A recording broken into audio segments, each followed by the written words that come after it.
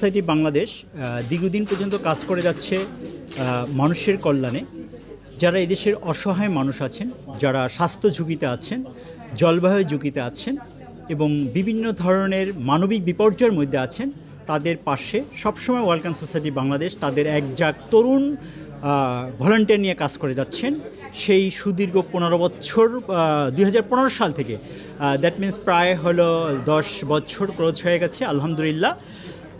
আমরা চাচ্ছি এদেশের যারা তরুণ প্রজন্ম আছে এবং আমাদের যে নতুন প্রজন্ম আসবে, তারা কিভাবে সুস্থ শরীরে বেঁচে থাকতে পারবে, এই মেসেজগুলো আমরা আমাদের তরুণ এবং নতুন প্রজন্মকে দিতে চাচ্ছি। আপনারা সবাই জানেন এখন স্ক্রিন টাচের যুগ, সবাই আমরা স্ক্রিন টাচ নিয়ে ব্যস্ত থাকি।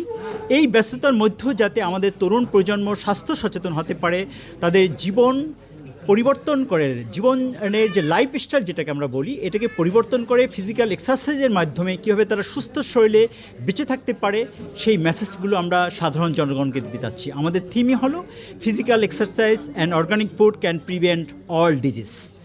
আমরা চাই এদেশের সাধারণ মানুষ ওষুধের উপর নির্ভরশীলতা কমিয়ে এনে সুন্দরভাবে ফিজিক্যাল এক্সারসাইজ এবং অর্গানিক ফুডের মাধ্যমে কীভাবে সুস্থ শরীরে বেঁচে থাকতে পারে, সেই মেসেজটাই আমরা সাধারণ মানুষের কাছে দিতে চাই। এবং সেই হিসেবে আমরা কাজ করি।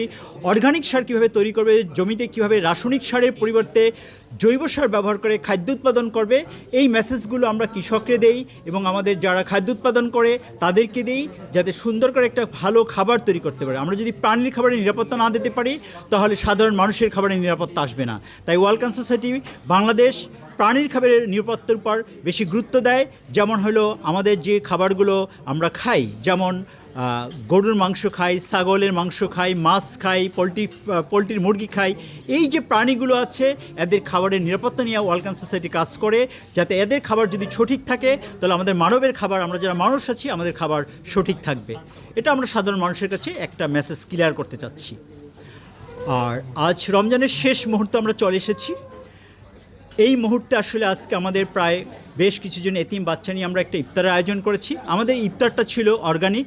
এখানে আমাদের বিভিন্ন সংগঠন, স্কাউট, গার্লস গাইড এবং আমাদের ওয়ালকান সোসাইটি অনেক ভলান্টিয়ার ছিলেন এবং আরও আমার সহকর্মী অনেকেই ছিলেন যারা উপস্থিত হয়েছেন।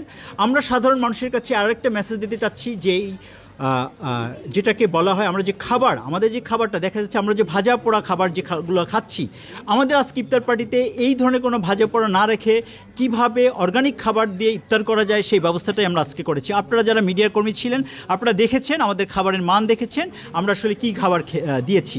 আমরা চাচ্ছি যারা ইফতারের আয়োজন করেন এবং ইফতারের ব্যবস্থা করেন, তারা যাতে এই ধরনের খাবারের ব্যবস্থা করেন, তাহলে আমাদের প্রজন্ম ভালো থাকবে। এবং আপনারা জানেন খাবার ভেজালের ফলে অটিজম শিশু জন্মগ্রহণ করে থাকে এবং একের পর এক প্রজন্ম ধ্বংস হয়ে যাচ্ছে।